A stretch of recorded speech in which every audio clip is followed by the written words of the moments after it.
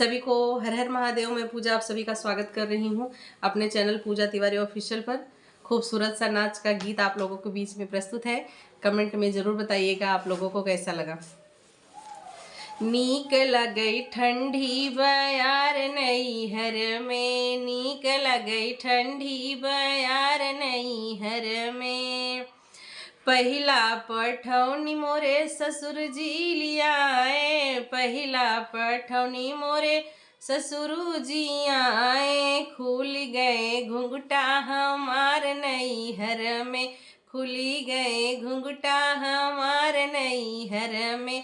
नीक लगई ठंडी बयार नैहर में, नीक लगई ठंडी बयार नैहर में।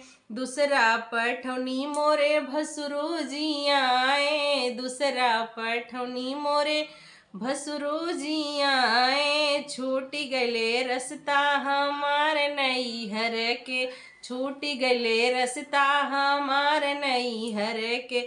नीक लगई ठंडी बयार नैहर में, नीक लगई ठंडी बयार नैहर में। तीसरा पठौनी मोरे देवरू जी आए, तीसरा पठौनी मोरे देवरू जी आए। लड़ गईले नयना हमार नैहर में, लड़ गईले नयना हमार नैहर में। नीक लगई ठंडी बयार नैहर में, नीक लगई ठंडी बयार नैहर में।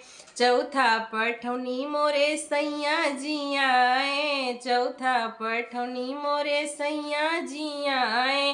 धड़केला जियरा हमार नैहर में, धड़केला जियरा हमार नैहर में।